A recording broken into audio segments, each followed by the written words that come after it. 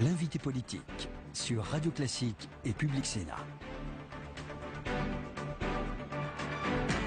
Nous sommes donc ravis, Roselyne Bachelot, de vous accueillir avec Gilles. Petite question personnelle au début. Est-ce que finalement, le fait de participer à une émission de télévision veut dire que fondamentalement, vous ne reviendrez jamais dans la politique? Je ne reviendrai jamais en politique officielle, dans un poste électif ou dans un poste de responsabilité dans un parti. Mais je suis une citoyenne qui fait de la politique. Et je suis une chroniqueuse dans un magazine où on fait de l'analyse politique tous les matins. Voilà. Mais la Roselyne Bachelot ministre, c'est terminé. La Roselyne Bachelot députée, c'est terminé, quoi qu'il arrive. Même si François Fillon, votre ami, est président de la République. Ah oui, il aura bien de gens autour de lui, beaucoup plus jeunes, beaucoup plus beaux et beaucoup plus compétents que moi.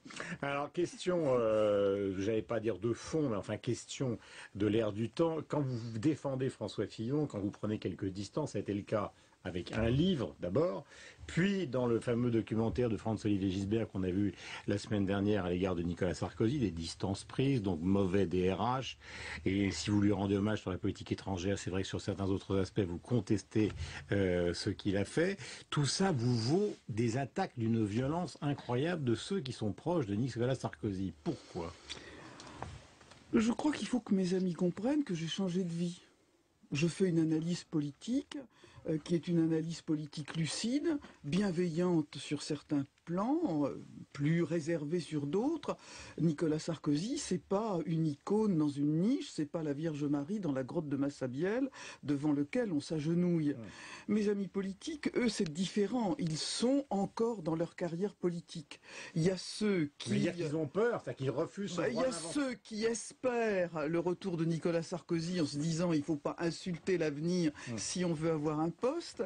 Et puis il y a ceux qui souhaitent qu'il ne revienne pas et qui tentent de récupérer son héritage. Donc ça fait beaucoup de monde qui a intérêt à me critiquer, même si finalement... Mais Guénaud a même parlé il vous qualifie de clown. Oui, il y a des mots qui sont extrêmement violents. Oui, il y a des mots qui sont extrêmement violents, qui sont d'ailleurs tout à fait étonnants. Il y a peut-être aussi un petit fond de machisme derrière tout cela, parce que je remarque que cet inventaire, cette analyse, je ne suis pas la seule à la faire, Alain Juppé, Jean-Pierre Raffarin, François Fillon, Bruno Le Maire le font, mais je pense que pour ces gens-là, sans doute une femme n'a-t-elle qu'un droit, c'est de se taire et de jouer les rôles de groupie. Ça n'a jamais été mon cas. Gilles Leclerc.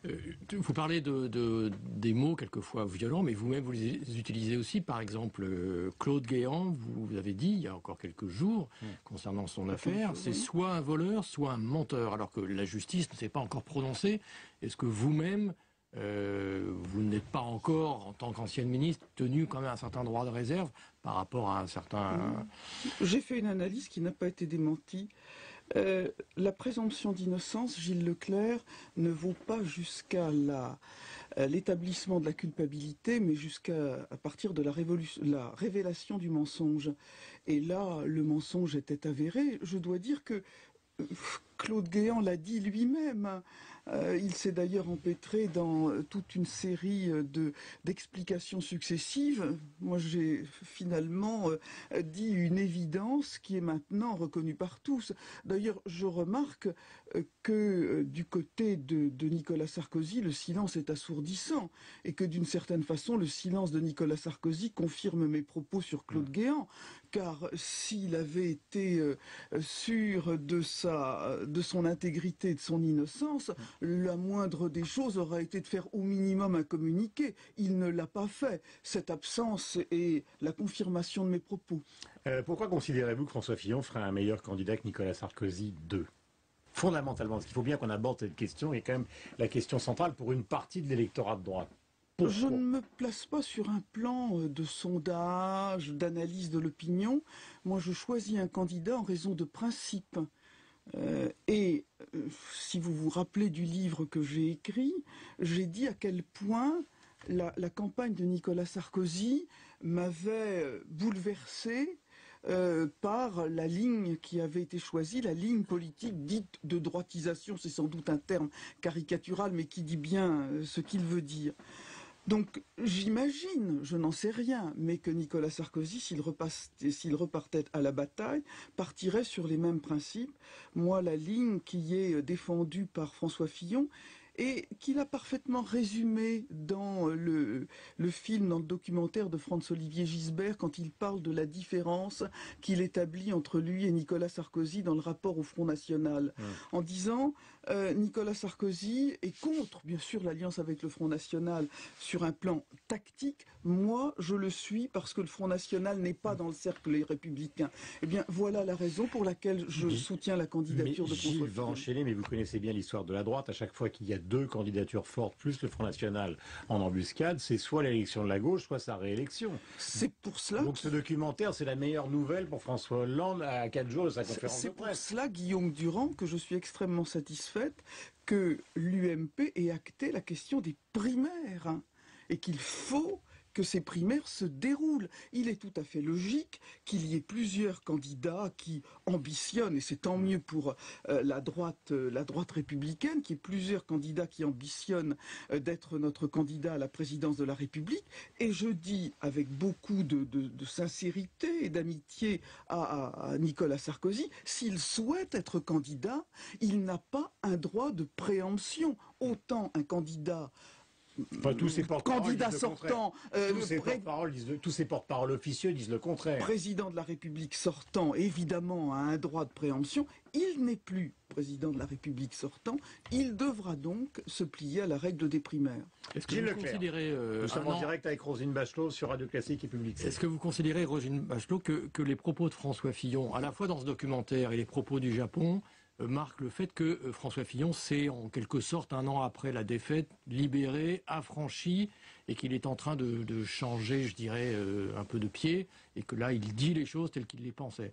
Il faut que tout le monde, à l'intérieur de l'UMP, ne vive pas sous une sorte d'ombre portée de Nicolas Sarkozy, dont on ne sait ni s'il va se représenter, ni même s'il souhaite participer à la vie politique. Il ne fait pas de déclaration officielle, il laisse parler des personnes dont j'ai du mal à imaginer qu'ils puissent être les porte-paroles officiels de Nicolas Sarkozy. Officieux. Oui, ou même officieux. Je pense par exemple à M. Patrick Balkany. On a quand même du mal à imaginer que Nicolas Sarkozy ait choisi Patrick Balkany comme porte-parole. Donc il faudrait que tout le monde rampe au sol, ne dise rien à l'UMP, ne participe pas au combat de fond politique ou se mobilise uniquement sur des sujets subalternes au motif que peut-être un jour Nicolas Sarkozy reviendrait dans le jeu. C'est évidemment une entreprise de stérilisation de notre mouvement politique et de la pensée il y a les politique. Sondages. Vous avez dit, je ne veux pas parler des sondages, mais le problème c'est que s'il était très très loin, distancé dans les sondages, évidemment que cette distance, puisque vous parlez de ce mot, pourrait être marquée. Mais le problème, c'est qu'il est largement en tête, très très loin devant François Fillon. Alors, vous savez bien, vous êtes un trop fin analyste de la vie politique, Guillaume Durand, pour savoir que des sondages à 4 ans de l'échéance électorale, c'est véritablement... prudence. Ça n'a évidemment aucun intérêt. Je regardais où en étaient les candidats qui finalement ont gagné l'élection présidentielle 4 ans avant chaque élection présidentielle qui s'est déroulée sous la Ve République. Ça n'a aucune signification. Sur le fond, Roselyne Bachelot, il y a 2 rendez-vous importants pour l'exécutif cette semaine, et pour François Hollande en particulier. C'est le rendez-vous de Bruxelles mercredi, et puis la conférence de presse de François Hollande le lendemain, jeudi. Vous en attendez quoi? Par exemple, prenons un exemple, les retraites, c'est le titre des Échos ce matin. Alors, pour moi, l'échéance bruxelloise, l'échéance européenne, est évidemment une échéance beaucoup plus importante que la conférence de presse de François Hollande, dont je crois il n'y a pas grand-chose à attendre. Il y a un certain nombre d'icebergs qui menacent l'Europe, et qui sont de nature très différente. Bien sûr, l'éventuel résultat des élections allemandes et de l'inévitable proposition institutionnelle qui suivra de la part de la chancelière et à laquelle la France n'est absolument pas préparée.